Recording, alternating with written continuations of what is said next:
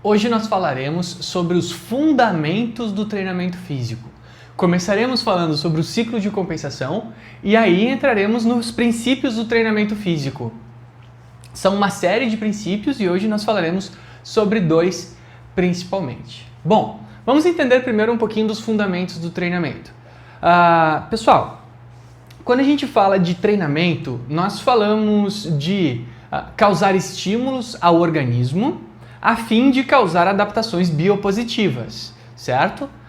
Com o objetivo de ganhar desempenho em alguma tarefa, né? Então, treinamento simplesmente eu vou utilizar de um recurso para causar um desgaste no meu organismo que gere uma adaptação que me dê aumento de desempenho numa tarefa. E aí eu repito isso várias vezes e eu tenho o que a gente chama de treinamento.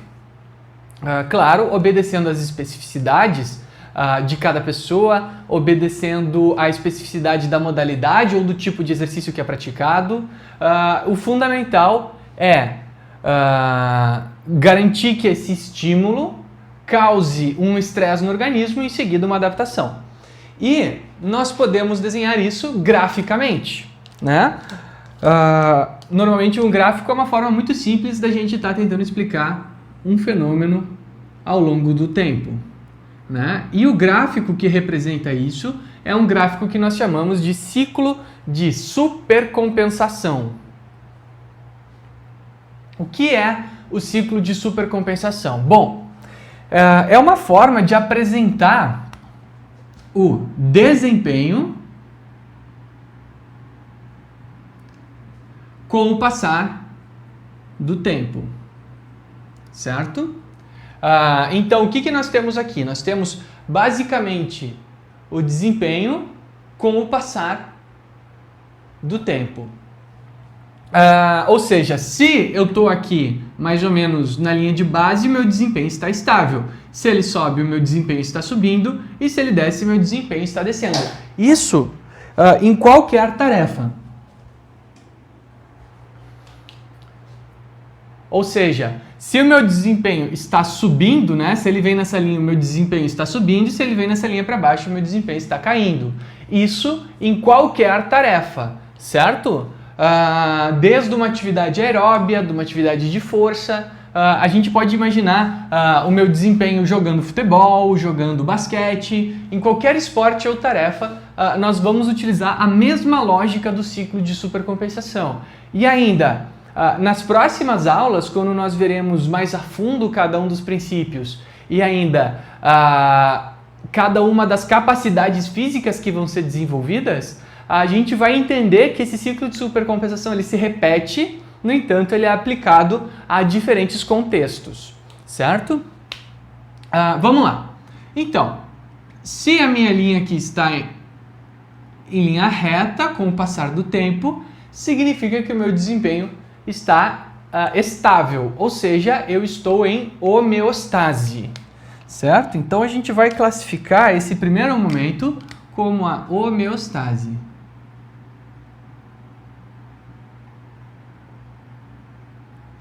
Homeostase significa que o ambiente interno do organismo está inalterado e constante, ou seja, eu estou em repouso e a minha fisiologia não está tendo alterações devido a algum estímulo ou algum estímulo estressante, né? A gente pode chamar também essa fase de repouso. Do ponto de vista do treinamento, é o repouso, né? Bom, aí eu quero o quê? Começar o exercício, né? Eu quero começar agora o meu treinamento. Para isso eu vou precisar fazer o quê? Uma sessão de exercícios. Então eu vou desenhar aqui pontualmente uma sessão de exercícios. Então aqui é onde eu vou causar algum tipo de estresse no organismo do indivíduo, correto? Então a gente vai colocar aqui, esse aqui é homeostase ou repouso, né? Essa linha aqui, pintar assim para ficar bem claro. E agora vamos fazer aqui o exercício. Vou circular de verde para ficar bem claro. Certo? Então aqui, exercício. Gente, todo exercício é também um estímulo estressante ao organismo, certo? Todo exercício, ele é capaz de mudar o ambiente interno de forma que o meu corpo tenta se adaptar àquela condição que eu estou expondo ele, né? O meu corpo, ele foi exposto então, por exemplo, uma sobrecarga, um peso, uma corrida, um estresse cardiovascular, um estresse de força, de flexibilidade ou de resistência, ou de velocidade, né? E o que acontece? O meu corpo, ele percebeu aquilo causou um desgaste, né? Chacoalhou o organismo e eu tenho que me adaptar, eu preciso não sofrer aquele estresse novamente, né? Então isso depois vai gerar uma adaptação, a gente chama isso de estímulo estressante. Então isso causou um estresse no organismo.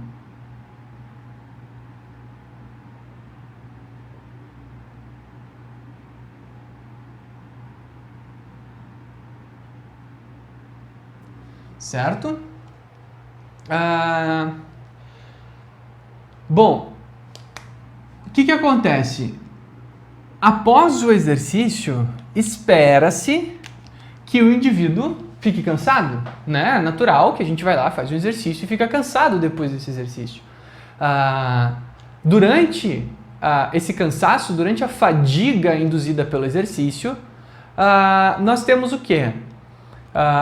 Nós temos um aumento do desempenho e uma diminuição imediatamente durante a fadiga. Né? Quando eu estou fadigado, o que significa? Que o meu desempenho caiu. Né?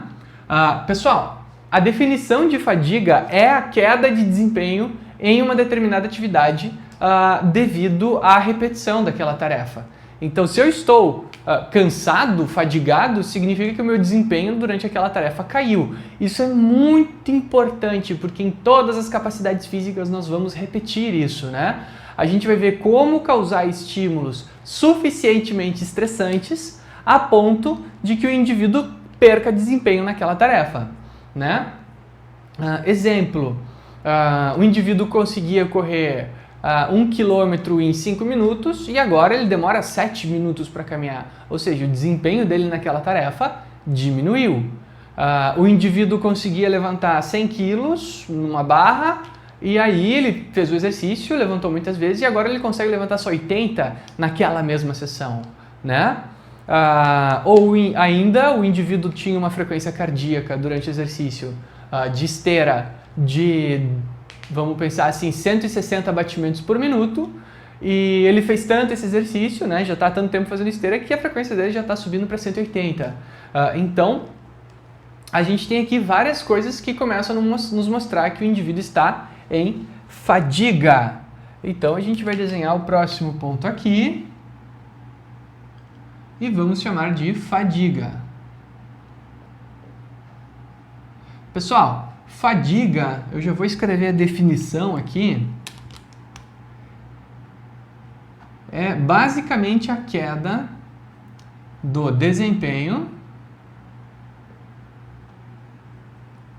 em uma tarefa. Normalmente devido à repetição da mesma, né? Então, todo exercício deve gerar fadiga. Ou seja, depois que eu faço o meu exercício, o meu desempenho naquela tarefa tem que ser reduzido. Existem duas formas de identificar fadiga, certo? Que nós veremos mais adiante, que são os indicadores quantitativos e qualitativos de fadiga, né? Então, aqui é importante que a gente entenda que nós precisamos ter critérios que nos apontem que o indivíduo está fadigado. Ou seja, se eu atingir isso, o que acontece? Eu causei um estresse no organismo do meu indivíduo tamanho que o corpo dele, ao se recuperar, vai pensar assim, epa, eu sofri todo aquele desgaste fazendo aquela tarefa. Eu não quero mais sofrer todo esse desgaste sofrendo a mesma tarefa. Então, o que eu vou fazer? Eu vou desenvolver novas estruturas para que a mesma tarefa não me cause mais tanto desgaste no meu organismo, eu vou desenvolver novas estruturas. Isso nós chamamos de adaptação.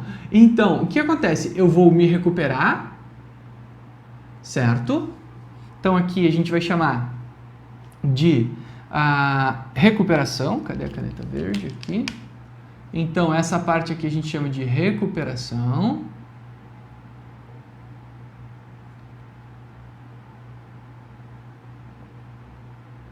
Recuperação, certo? Então ele está se recuperando, e se o estresse foi suficiente para causar fadiga com queda de desempenho, naturalmente espera-se que o organismo desenvolva novas estruturas numa situação que nós chamamos de adaptação, que é a parte mais importante do treinamento.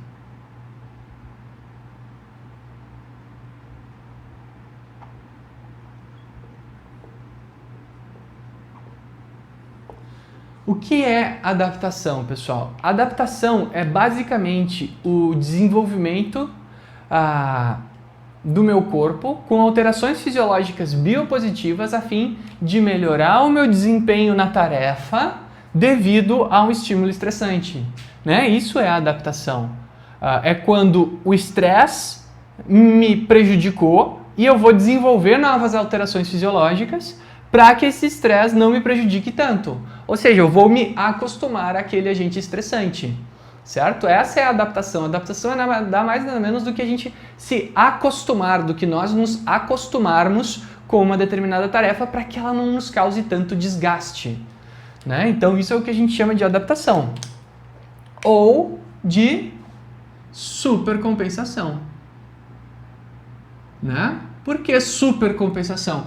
Porque eu não compensei retornando aonde eu estava antes. O meu organismo sempre se recupera um pouco além. Para quê? Para desenvolver estruturas para que este mesmo exercício não me cause tanto prejuízo, né? Nós temos que pensar que o nosso organismo é o mesmo há 100 mil anos, né? O organismo do Homo sapiens sofreu poucas evoluções nas últimas centenas de milhares de anos, né? O que significa isso? Que nós tínhamos que estar prontos para os diferentes estímulos estressores do ambiente. Então, por exemplo, se para conseguir comida eu precisava caminhar 20 km todos os dias, bom, meu corpo tinha que desenvolver estruturas suficientes para que eu aguentasse caminhar 20 km todos os dias sem causar um desgaste no meu corpo, né? Sem causar prejuízo, né? Eu precisava fazer isso de uma forma saudável, de uma forma boa. A mesma coisa, se para conseguir comida eu precisava lutar com um animal selvagem todos os dias, o que acontece? Eu vou começar a desenvolver massa muscular. Para quê? Para conseguir lutar com esse animal selvagem. Ou se a comida estava lá em cima de uma montanha e eu precisava subir ela, eu vou desenvolver massa muscular também para que subir aquela montanha ou aquela árvore não seja mais uma tarefa tão desgastante. Então o nosso corpo desenvolveu essa capacidade de adaptação a fim de tornar as tarefas do nosso dia a dia mais simples. E nós utilizamos esse princípio para o desempenho esportivo, aonde uma tarefa que antes era difícil no esporte passa a ser fácil, e aí a gente tem que evoluir o treinamento. Isso é o princípio da continuidade que nós veremos mais adiante. Nós precisamos evoluir o treinamento para causar cada vez mais adaptações. É como se o ambiente à nossa volta estivesse cada vez mais hostil, né? Só que na verdade não é um ambiente hostil, é eu que estou expondo o meu organismo a uma atividade cada vez mais estressante. Certo? Então essa é a adaptação. Bom, o que acontece? Se eu fico muito tempo sem treinar, o meu desempenho ele pode cair para onde ele estava antes, né? Para o mesmo nível que ele estava antes. Essa queda do desempenho devido à falta de estímulos, né, que me fez retornar aqui até a homeostase, nós chamamos de o contrário de treinamento, ou seja, nós chamamos de destreinamento.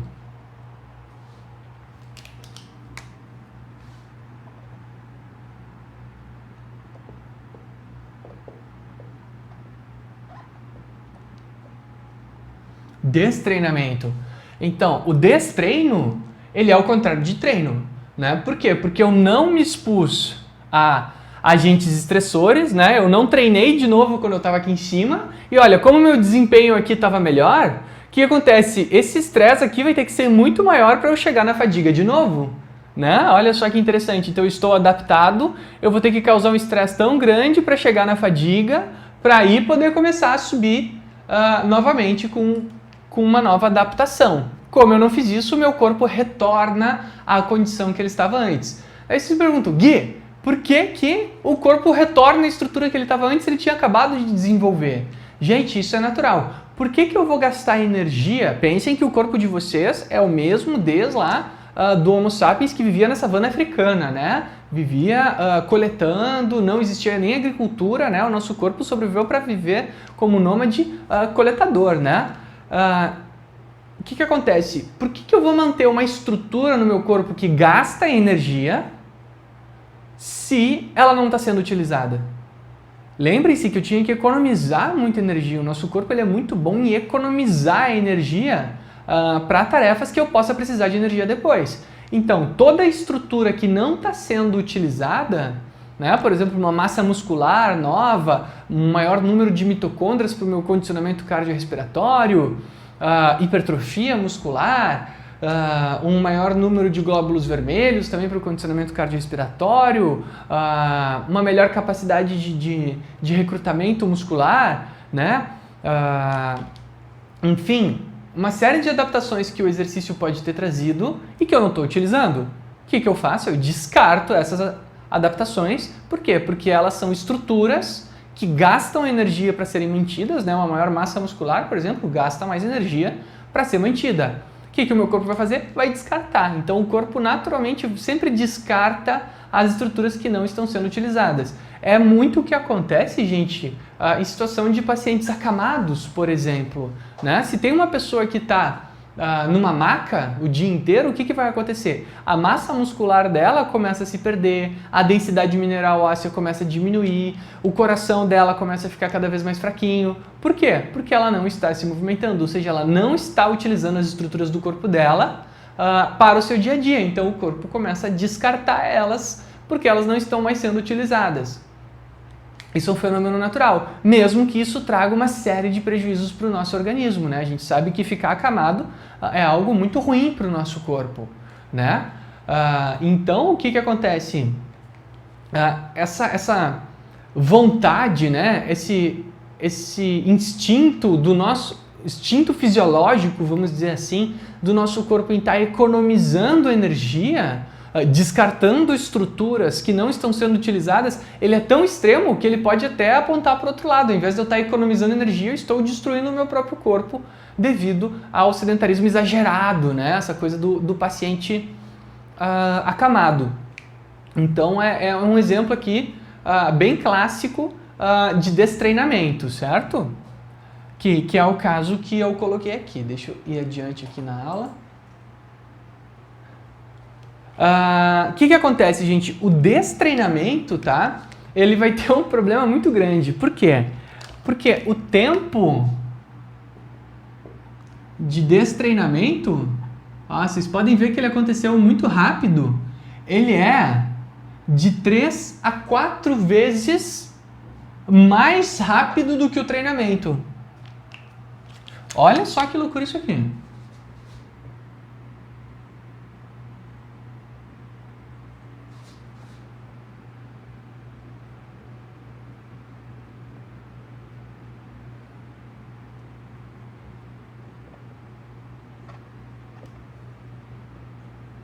Então ele ocorre de 3 a 4 vezes mais rápido que o treinamento.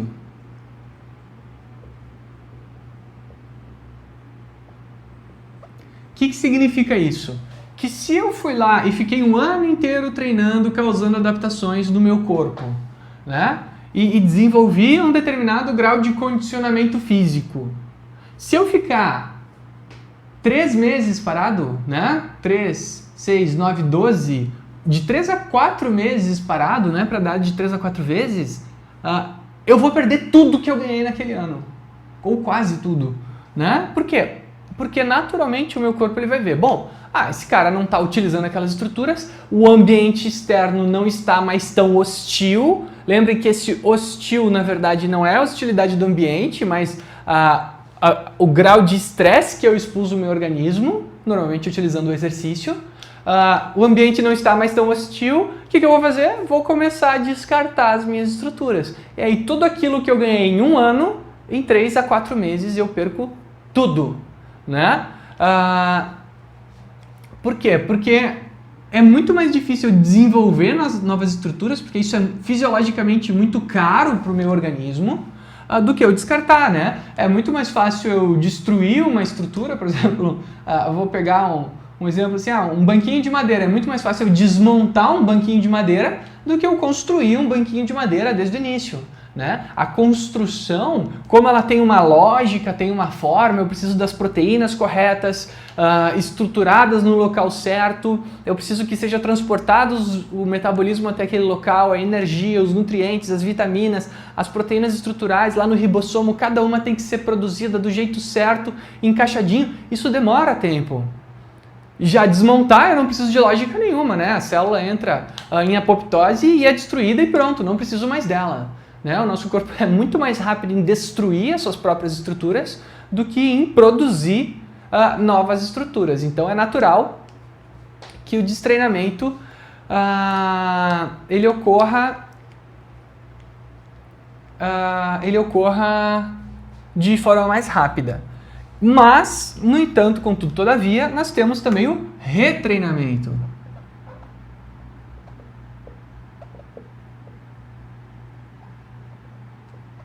O retreinamento remete àquela expressão que as pessoas normalmente usam de memória muscular, né? Que é uma expressão inadequada, porque, na verdade, apesar de ter neurônios dentro do nosso músculo, ele não tem memória, certo? Porque ele não é uma área de processamento de dados, né? A área de processamento de dados é medula e encéfalo, basicamente sistema nervoso central. Mas é o quê? Quando a gente entrou em destreinamento, para eu recuperar essas estruturas novamente, é muito mais rápido do que o tempo que eu treinei. É claro, né, eu demorei 1 ano aqui para ganhar essa estrutura, depois eu fiquei lá 3 meses na praia, né? Tomando caipirinha, descansando, coisa e tal. E entrei em destreino, né? Férias de 3 meses, hein? Esse é bom. E aí, o que aconteceu? Para eu voltar ao nível que eu estava antes, eu não vou mais demorar 1 ano, né? De novo, eu vou demorar agora de 3 a 4 vezes mais rápido. Então, eu vou demorar ali 3 meses, 4 meses, novamente para voltar ao nível que eu estava antes, né? Então, o retreinamento também ocorre mais rápido que o treinamento.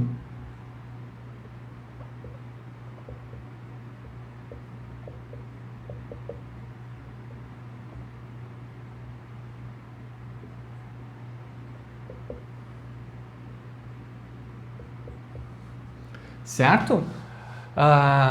Outro exemplo muito bom assim de retreinamento é que quando, por exemplo, nós temos dois indivíduos, um que já teve um histórico lá no seu passado de ter treinado uma determinada modalidade, os dois com a mesma idade, mesma condição física, mesma característica antropométrica, né? Tudo isso. Só que um tem um histórico de ter treinado antes e outro nunca treinou. Aquele com o histórico de treinamento vai se adaptar muito mais rapidamente do que aquele que nunca treinou. Por quê, gente? Porque existem vários motivos que vão desde os morfológicos aos neuromotores. Morfologia é o quê? Estrutura, né? Então, as questões morfológicas que dizem respeito a isso por exemplo, o ribossomo, as células musculares, todas elas já passaram por aquela adaptação antes. Então, é como se o caminho adaptativo já fosse conhecido pelo aquele corpo, né? Então, o corpo já sabe qual o caminho para desenvolver aquelas estruturas. E as questões, já sabe quais, né, proteínas, por exemplo, quais aminoácidos utilizar para produzir aquelas proteínas de forma eficiente. E as questões neuromotoras vão dizer respeito ao aprendizado do movimento. A pessoa já sabe fazer aquele movimento, ela já sabe os limites do seu corpo, ela já sabe como se relacionar, como interagir com esse estímulo estressante aqui que nós causamos. Então, o retreinamento ele é sempre mais rápido que o treinamento por causa disso também, né? Porque o caminho já foi percorrido uma vez. Então, para eu percorrer ele novamente é muito mais fácil do que alguém que nunca passou por ali, né? Bom, gente, agora eu vou conseguir um espacinho aqui pra gente também entender um pouquinho sobre a questão da fadiga, porque é engraçado, gente, mas normalmente as pessoas acham que o mais importante é o exercício. Não, o mais importante é o tipo de adaptação que nós queremos causar. E como é que a gente sabe o tipo de adaptações que nós queremos causar? A partir da fadiga, né? Toda adaptação, ela é específica ao estresse que eu causei. Se esse estresse não me causou uma fadiga de determinada característica, eu não vou ter aquela adaptação. Ou seja, se eu quero aprender a pular mais alto, eu tenho que pular. E aí eu tenho que ficar cansado de pular. Isso parece meio óbvio, mas a gente vê depois em outros princípios do treinamento que nem sempre isso acontece. Bom, e aí nós temos os indicadores de fadiga, que são 2. Né? Nós temos os indicadores quantitativos e qualitativos. Vou usar a caneta preta aqui. Quantitativos e qualitativos. Quais são os indicadores quantitativos, gente? Quantitativo é tudo aquilo que eu consigo medir a partir de números, né? Então, por exemplo, o indivíduo não conseguiu mais fazer um determinado número de repetições, o indivíduo não conseguiu mais atingir uma determinada velocidade, deixa eu ver, aproveitamento. Por exemplo, ele acertava, no início da sessão, o meu jogador de basquete acertava 80% dos lances livres. Agora ele acerta só 70%, 60%, 50% dos lances livres. O que significa? Que eu fadiguei ele durante a tarefa. Então, ele conseguia chutar falta, bater falta lá, o jogador de futebol, e acertava 90% dos chutes da falta no bambolê lá no ângulo. Né? Aí nós fizemos uma sessão, repetimos a tarefa e agora ele acerta só 50%, 20%. Caiu o desempenho dele. Gente, é muito importante que haja queda de desempenho durante a tarefa para que hajam adaptações, certo? Senão as adaptações não acontecem. Elas não precisam ser só quantitativas, elas podem ser também qualitativas, né? Por exemplo, a diminuição da minha técnica durante o gesto. Então eu tinha uma determinada qualidade do movimento e eu perdi qualidade. Né? Isso é muito comum nas ginásticas, né? Nos exercícios em que a minha postura ela é muito importante para a execução. A natação, né? Ao invés de buscar a água parada lá na frente com uma braçada bem bonita, a pessoa entra com o braço chapado dentro da água. Ou ela levanta um peso, ao invés de fazer uma postura bem bonita, ela faz um exercício todo desregulado, né, sem uma postura adequada. Outras adaptações, outras questões de fadiga qualitativa é também a tomada de decisão prejudicada. Então, nós temos uma noção assim, por exemplo, nas lutas, um wrestler, né, um lutador de MMA, de jiu-jitsu, quando ele está num determinado armlock, né, tá preso, a gente sabe que a técnica para sair daquele armlock é assim, assim, assado. Bom, e aí o que ele faz? Ele vai lá e toma a decisão errada. Mas a gente sabia qual que era a decisão certa. Então, o que acontece? Ele já começou a tomar más decisões, né? Ele começou a ficar burro, né? Começou a errar as decisões. Então, aqui a gente já sabe que ele está fadigando, né? A fadiga neural, ela também é um tipo de fadiga, né? Escolheu a técnica errada durante a tarefa, tomou a decisão errada, está diminuindo muito a velocidade de reação.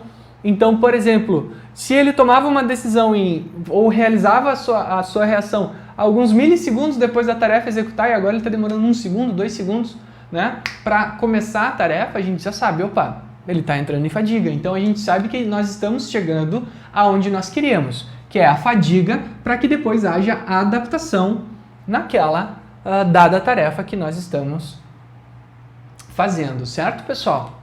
Então, basicamente, esse é o ciclo de supercompensação, certo? Que nós temos que compreender porque ele vai se repetir depois em todas as aulas. Aí, nós vamos para os princípios do treinamento. São alguns princípios, são 6 princípios que nós veremos, e hoje a gente vai começar com o de sobrecarga e o de adaptação. Bom, o que é o princípio da sobrecarga, gente? Ele diz que todo estímulo tem que ser autossuficiente para causar fadiga. Opa, então ele está relacionado, Gui, com aqui o nosso ciclo de supercompensação, mas é lógico, gente, se esse estresse aqui eu já tiver acostumado com ele, ele não vai me causar fadiga, eu não vou me adaptar. Né? O pessoal costuma dizer assim, caminhar na praça é um exercício? Gente, independente da população, não é. Não é exercício físico, é atividade física. Atividade física é o movimento per si. Né? Exercício físico é o movimento orientado com objetivo claro. Qual é o objetivo? Causar adaptação. Gente, caminhar na praça causa fadiga a ponto de eu errar a tarefa? Ou seja, depois de caminhar na praça eu caminhei tanto que eu já começo a caminhar esquisito? Normalmente não. Mas professor, eu faço trekking. Né? E no final a gente já está com a postura ruim, eu caminho inclusive com aquelas varetas de caminhada nórdica. Não, é completamente diferente. Agora, uma caminhada na praça, onde eu estou me movimentando só para me movimentar, não é exercício. Não causa adaptações. Isso tem que ficar muito claro. Por quê? Porque a sobrecarga não é suficiente para causar fadiga, ou seja, não há queda de desempenho na tarefa, nem qualitativa nem quantitativa, e aí não vai haver adaptação. Então, eu não posso estar adaptado à tarefa. E existem 2 tipos de sobrecarga que nós precisamos falar. Né? Um é pelo aumento do volume de treinamento e outro é pelo aumento da intensidade.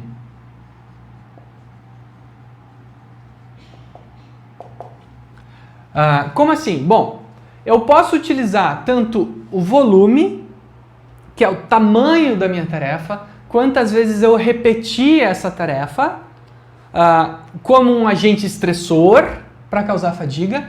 Então, eu caminhei, mas eu caminhei 20 quilômetros. Eu estava cansado, eu não conseguia mais caminhar no mesmo ritmo que eu comecei o exercício.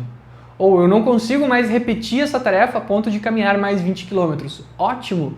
Isso significa que nós temos indicadores quantitativos, eu não consigo repetir a tarefa, um número, né? Ou qualitativos, eu comecei a caminhar mal, eu perdi postura, eu já estava mais cansado, eu não conseguia mais o mesmo comprimento de passada, a mesma cadência de caminhada. Bom, eu usei o volume. Ou o número de repetições que eu vou fazer um exercício, eu posso fazer 10, 15, 20. Bom, com 10 quilos em cada halter, eu não consigo entrar em fadiga fazendo 10 repetições. Mas se eu fizer 20 repetições, aí eu entro em fadiga. Então eu posso usar o volume como uma estratégia para causar fadiga. Né? Eu posso caminhar 1 km, correr 10 km, correr 20 km, distâncias, repetições, número de execuções de uma tarefa, isso tudo é volume. Então aqui sempre vai estar representado pelo número de vezes que eu realizei uma determinada tarefa, certo? Bom, mas o que é, então, intensidade? Intensidade, então, gente, vai ser a complexidade da tarefa.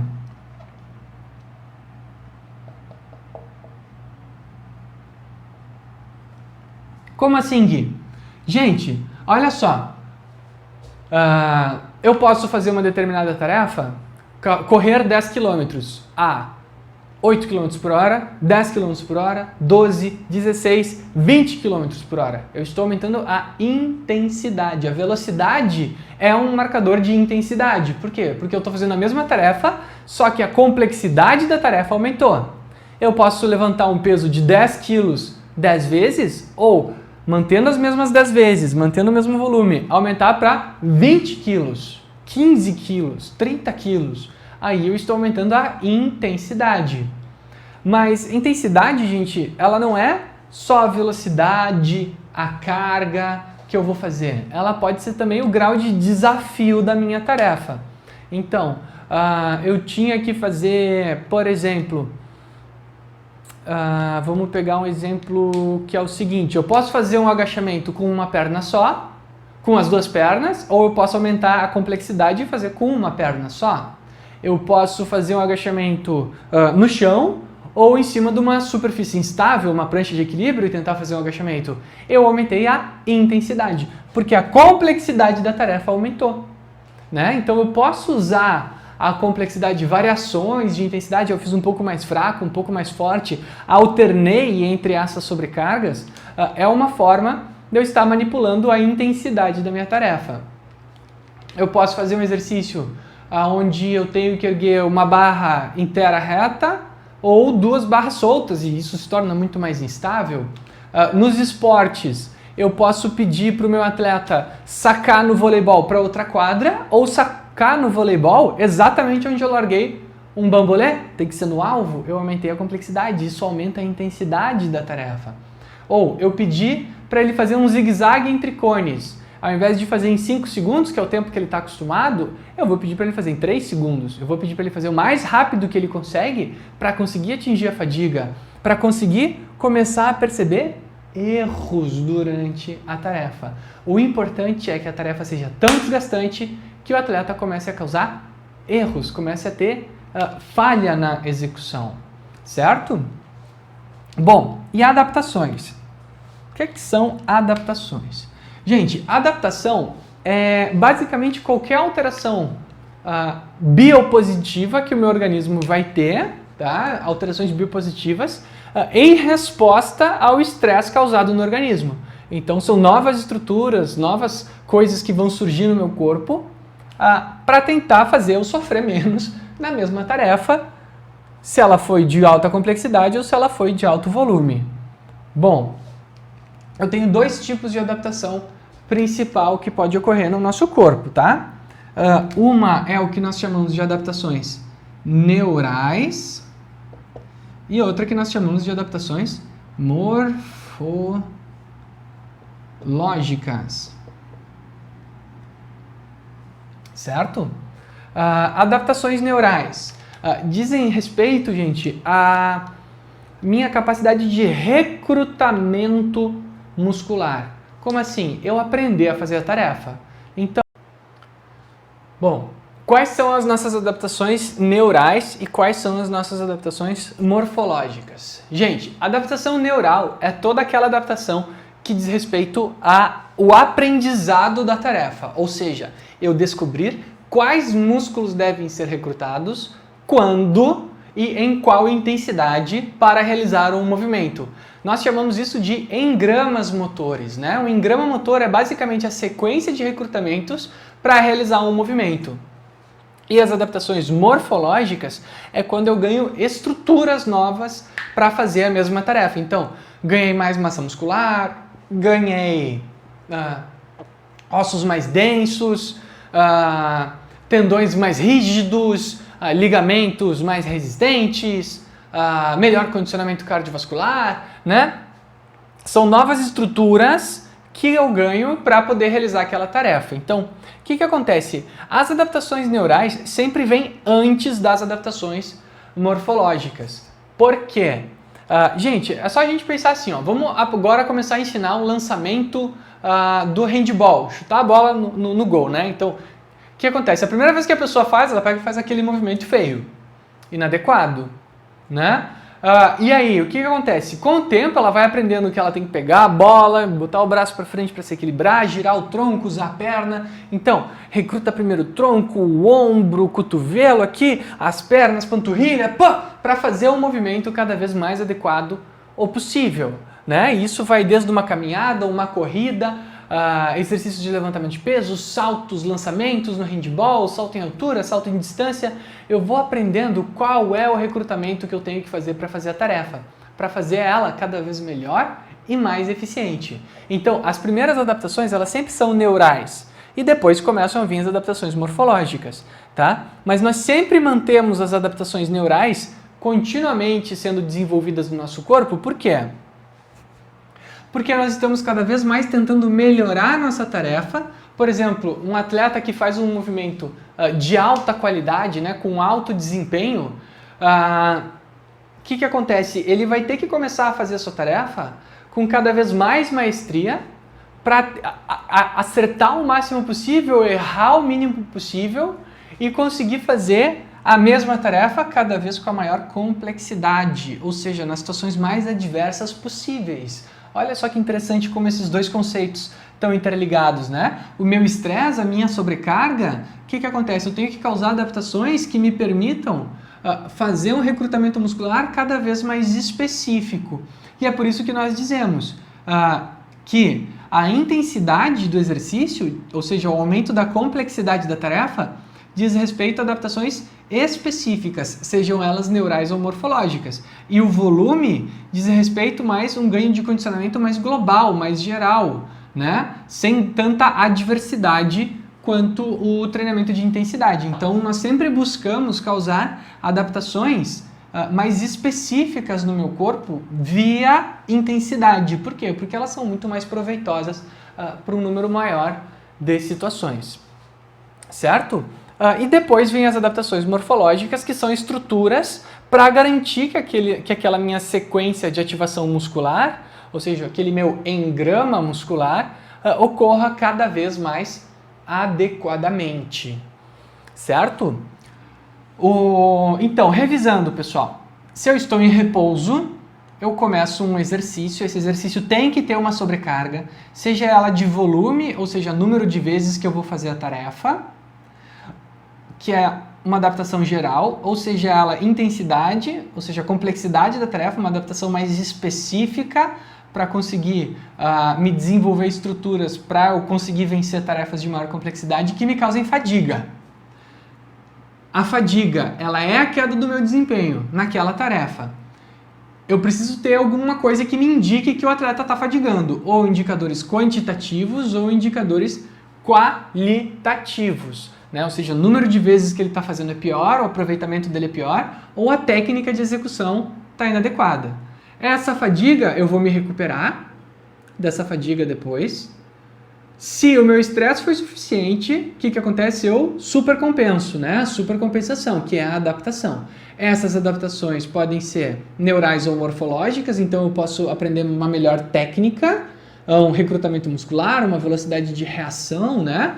Coisa que eu respondo melhor, ou adaptações morfológicas, ou seja, eu desenvolvi novas estruturas para que aquele estresse não me cause mais tanta fadiga.